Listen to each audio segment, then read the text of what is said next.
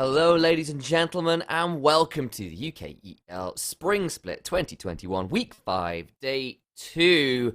My name is Samuel, initialized Hapgood. I am joined by Alexander Nymera Hapgood, and it is our pleasure to be bringing you some League of Legends today.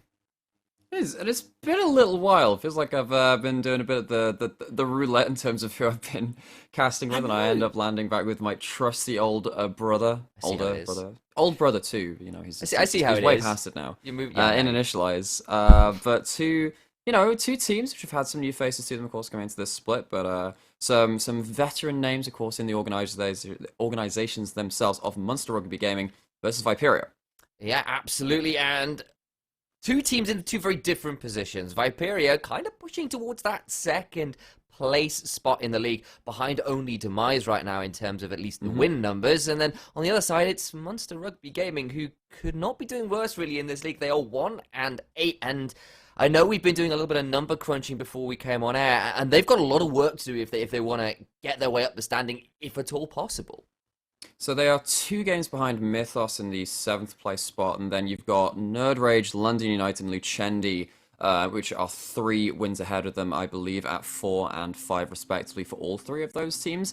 So now with 5 games remaining in the regular split, we're going to have to see a 3 out of 5 win record from Munster Rugby Gaming at the very least, whilst also one of those teams, well actually 2 of them, I suppose if you count Mythos as well, having to go winless, or of course the extra 1 win for Mythos would be needed to keep pace with that with that kind of pace. So it's really high time the Munster Rugby start getting themselves some results, and Viperia are a tough opponent to do that against, especially since, as we've been saying in the last couple of broadcasts, they are currently 6-1 since week 1, where they did go 0-2 and had that kind of faltering start. So they've managed to really regain a lot of form that they wanted to come into this split with, and now they're looking very, very dominant against, well, pretty much everyone but Demise, right? Yeah, that's kind of the truth, isn't it? The Viperia came in, said, yep, we're going to crush this league, go 0-2, and we're all like, oh, no, not a good look. And suddenly it's all kind of turning around.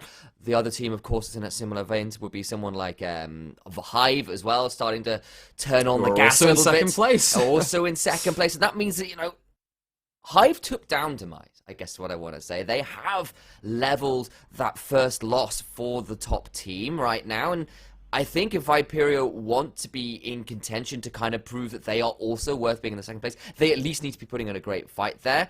But before we even get to that one, we have got to talk about Munster Rugby and Viperia. We are into picks and bans.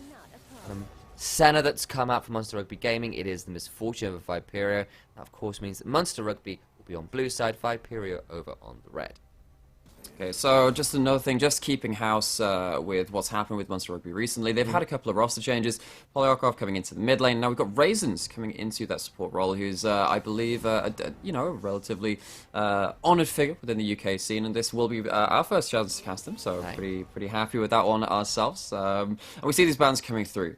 So we've got, I think, Senna and Seraphine, really important picks for Viperia. I think the other one actually is something like Malphite, which they've managed to play very, very well around as a frontline, but with Killikin and Haas both being able to pick Seraphine, that flex pick is just a little too annoying. And also in that last game, I don't know whether you caught it, because it was Grant and I casting that one, Johnny Rico had a deathlet, something like 6-0 and 17 Graves game, where he just couldn't die, ended up running over the entire match. But that's just nasty. Their last game versus Lucendi was a Graves game that was worth banning that for. I sadly think I was casting something else at the time, so I didn't have eyes on for that one, unfortunately. I know, complete disappointment. But it does mean we've got a Thresh first pick, and I do want to call out as well that is in the least last ban, which is very much targeted to Goose. Of course, we are a little bit further into the patches and a lot of other pro or competitive scenes right now, and that does mean certain junglers, certain ways of playing the game are certainly a bit nerfed right now. Even so, Udyr is still obnoxious and is going to be locked in for the side of Viperia and for Johnny Reko. Taken away